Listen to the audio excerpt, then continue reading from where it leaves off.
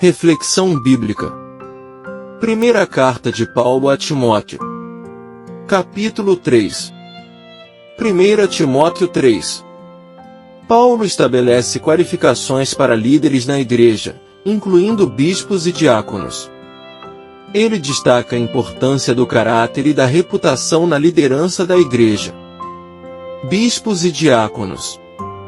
Em 1 Timóteo 3, veremos que Paulo iniciará apresentando as características necessárias do ministro, para ser considerado apto e digno a exercer função, e da mesma forma, os diáconos devem apresentar-se dignos, com as características aqui descritas. A igreja é o corpo de Jesus e como corpo, ela deve apresentar organização para que tudo funcione adequadamente. Paulo encerrará lembrando que não podemos nos comportar de qualquer maneira no templo, porque ela é a igreja do Deus vivo, coluna e fundamento da verdade. Amém. Contexto histórico. Paulo ensina sobre o dever de orar pelas autoridades. É dever dos cristãos suplicar, orar, interceder e dar graças a Deus em favor delas. Seu discurso prossegue com a explicação de que a salvação está à disposição de todos, revelando o desejo de Deus de salvar a toda a humanidade e não apenas alguns poucos. O Espírito procura sempre orientar aos cristãos em tudo o que fazem e por meio de Paulo, ele aconselha aos homens e às mulheres para que se comportem de forma decente, refletindo a luz do Filho de Deus. Acompanhe a seguir o estudo de todos os versículos de 1 Timóteo 3. Bispo. Versículo 1. Esta é uma palavra fiel. Se um homem deseja o ofício de bispo, boa obra deseja. Os termos bispo, ancião, cargo semelhante ao presbítero, e pastor sempre se referem ao mesmo cargo nas páginas do Novo Testamento. Bispo, ou supervisor, enfatiza a tarefa de zelar pela congregação, Hebreus 13 versículo 17. Qualificações. Versículo 2. O bispo então deve ser irrepreensível, marido de uma esposa, vigilante, sóbrio, de bom comportamento, dado à hospitalidade, apto para ensinar. O significado de marido de uma esposa é muito debatido. Provavelmente isto não se refere ao problema do divórcio. Poderia ser uma proibição da poligamia, entretanto, é mais provável que esteja tratando de fidelidade conjugal em geral. Apto para ensinar é o único requisito desta lista que não é obrigatório a todos os cristãos, nem mesmo aos diáconos. Portanto, é uma marca característica do pastor, Tito 1 versículo 9. A administração do lar. Versículos 3 ao 5. Não dado ao vinho, não espancador, não cobiçoso de lucro desonesto, mas paciente, não contencioso, não avarento. Que governe bem a sua própria casa, tendo seus filhos em sujeição, com toda a seriedade. Porque se o homem não sabe governar a sua própria casa, como cuidará da igreja de Deus? Paulo destaca a administração da própria casa ao fazer uma discussão mais longa deste item. A família é o campo de provas do caráter cristão. Isso complementa a figura da igreja como casa de Deus, verso 15. Orgulho pecaminoso. Versículos 6 e 7. Não um principiante, para que, envaidecendo-se com orgulho, não caia na condenação do diabo. Convém também que tenha bom testemunho dos que estão de fora, para que não caia em afronta, e no laço do diabo. O que Paulo quis dizer nesse versículo não é que o principiante tende a ser mais orgulhoso, e sim que promover rapidamente um novo convertido a um cargo de liderança poderia levá-lo ao orgulho pecaminoso. Diáconos.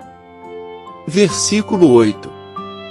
Do mesmo modo os diáconos devem ser sérios, não de língua dobre, não dados a muito vinho, não cobiçosos de lucro desonesto. O cargo dos diáconos é o outro ofício da Igreja do Novo Testamento, junto com o de pastor ou ancião. Do mesmo modo, sugere uma ligação entre as duas listas de qualificações. Há semelhanças marcantes entre as qualificações para pastor, supervisor e diácono. Uma diferença-chave é que não é obrigatório que os diáconos sejam aptos para ensinar. Mistério da fé. Versículo 9.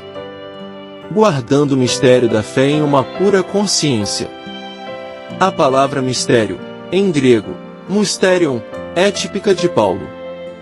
Ela diz respeito ao Evangelho, 1 Coríntios 2 verso 7. Provados primeiramente. Versículo 10. E também estes sejam primeiro provados, depois pratiquem o ofício de um diácono, se forem considerados irrepreensíveis.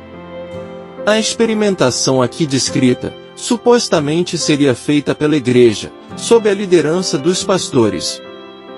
O comportamento das esposas. Versículo 11. Do mesmo modo, suas mulheres devem ser sérias, não maldizentes, sóbrias e fiéis em todas as coisas. Neste versículo, a palavra grega correspondente a mulheres pode significar aqui mulher ou esposa. O contexto, por exemplo, verso 2, sugere que a melhor tradução é esposas, maridos e pais.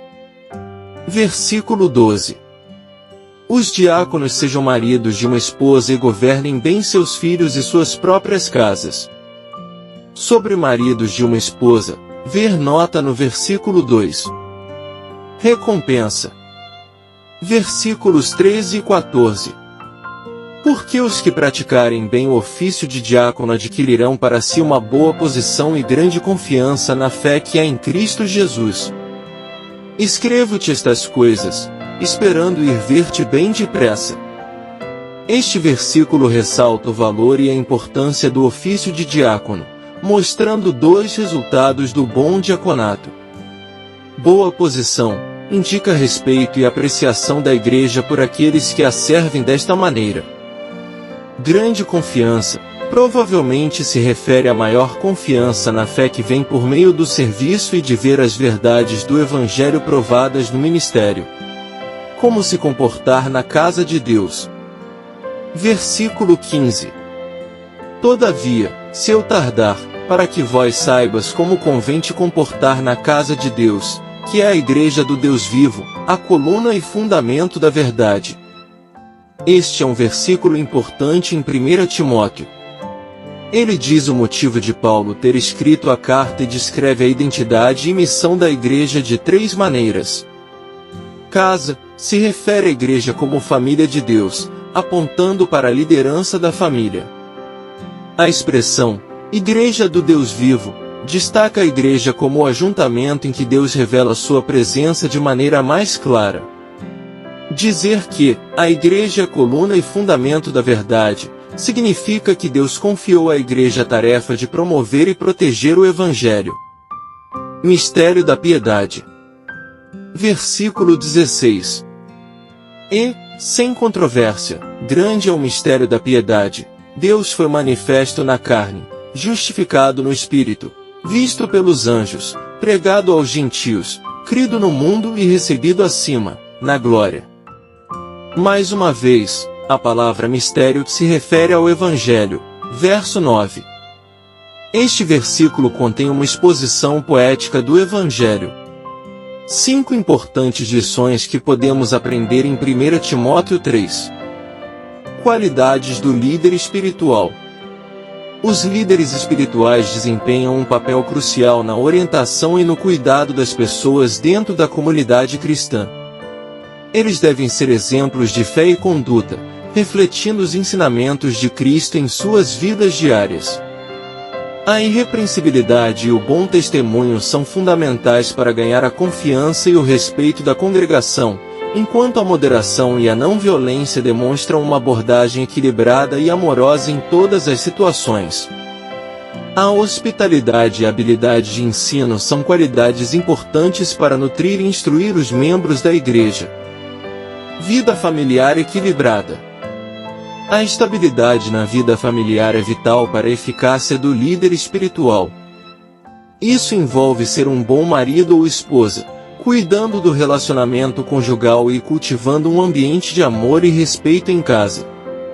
A capacidade de governar bem a própria casa mostra a habilidade do líder em liderar e cuidar das pessoas sob sua autoridade, e ter filhos submissos reflete a importância do exemplo dos pais na vida espiritual e moral dos filhos. Maturidade na fé. A maturidade espiritual é essencial para liderar outros na jornada da fé. Os líderes devem ter uma compreensão sólida da palavra de Deus e serem firmemente estabelecidos em sua fé para resistir às tentações e aos desafios que possam surgir. A experiência e o conhecimento acumulados ao longo do tempo ajudam os líderes a discernir e aconselhar com sabedoria, evitando as armadilhas do diabo que podem desviar os menos experientes. Respeito e disciplina na igreja. A disciplina na igreja é essencial para manter a ordem e a pureza doutrinária.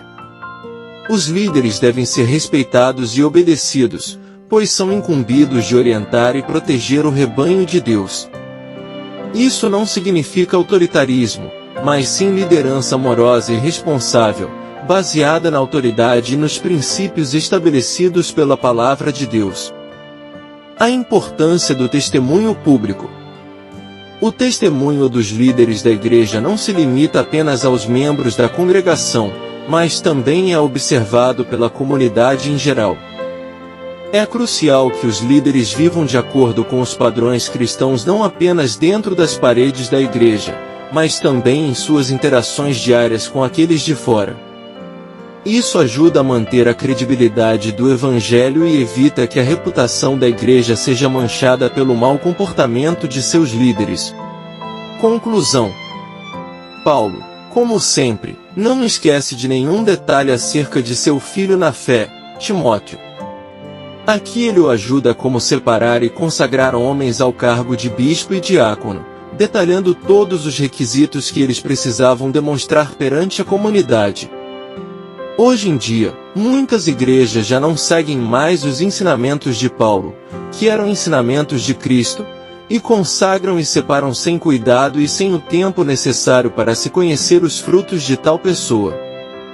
Aqui, Paulo diz que, aos novos na fé, os participantes, é impossível serem colocados em posições de liderança, pois ainda não têm bagagem espiritual e seus corações podem ser dominados pelo orgulho, os levando a pecar.